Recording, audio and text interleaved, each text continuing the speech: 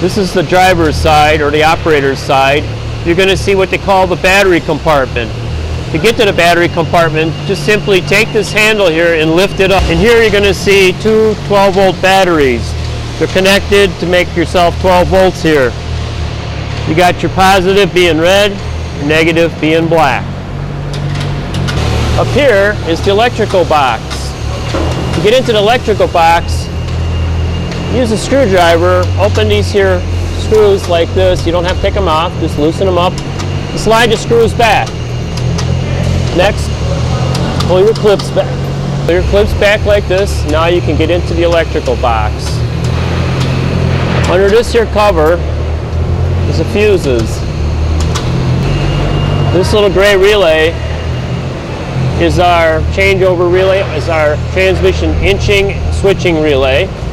We're going to talk about the Cummins diesel engine. This is the QSB 5.9 liter engine. What we're looking at here is the fuel filter. Over here on this side is the transmission dipstick. Here is the add oil filler.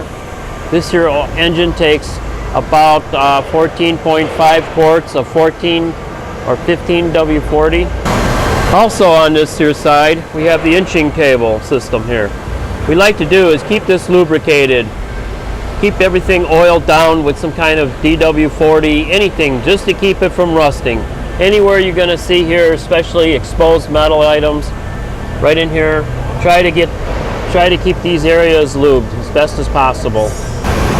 On the side here are the preheaters for the engine.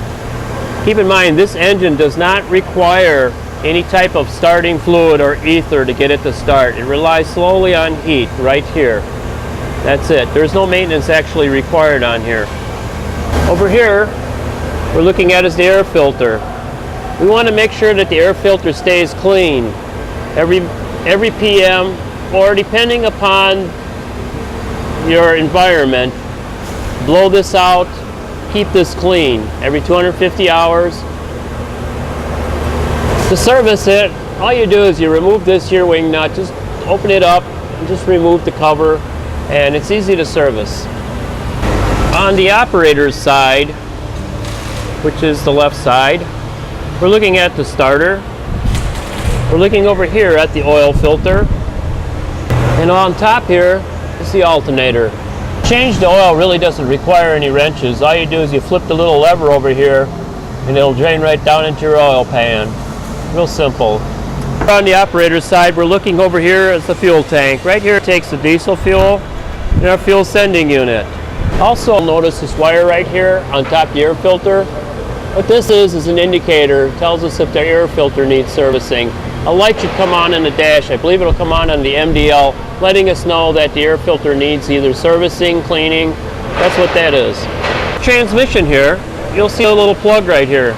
This plug right here can be removed. This is where we take and we put oil in. We put our SAE 30 transmission oil. This transmission takes approximately 6 gallons of oil. Keep in mind this is a non-detergent motor oil, SAE 30.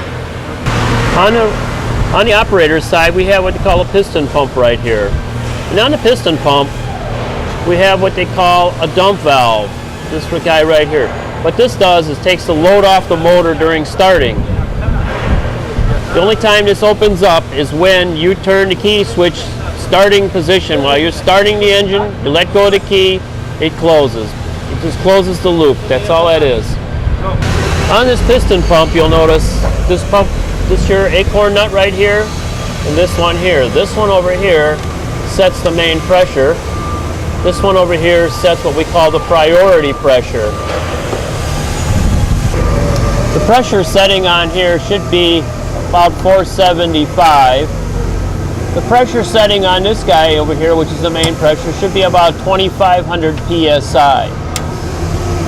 In order to actually change these here settings, you would take the acorn nuts off, and underneath here is an Allen screw setting and a jam nut. You would loosen the jam nut here and then turn in, set your pressures up if necessary, but you shouldn't have to. It's factory set. The main thing to keep in mind is contaminations.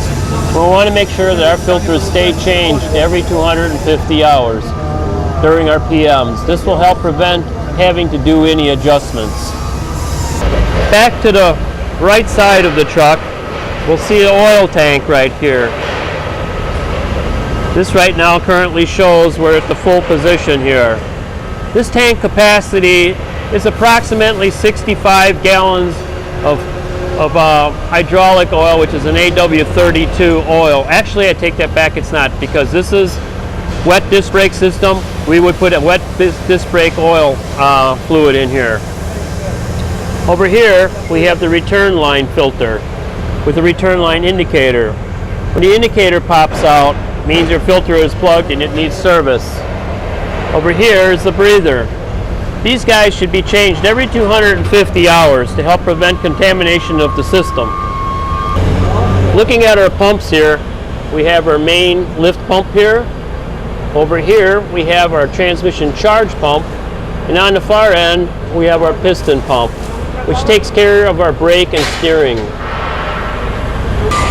Over here is what I have is the steer axle.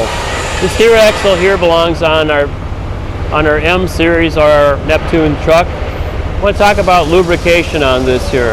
We want to also make sure that we lubricate all the points on here every 250 hours during your PM. On the top here is the lube fitting. Directly below the bottom, opposite of this one, is another lube fitting. Center of the wheel right here is a lube fitting. Here's another lube fitting and one more in the inside. There are lube fittings on both sides. They must be lubed every 250 hours.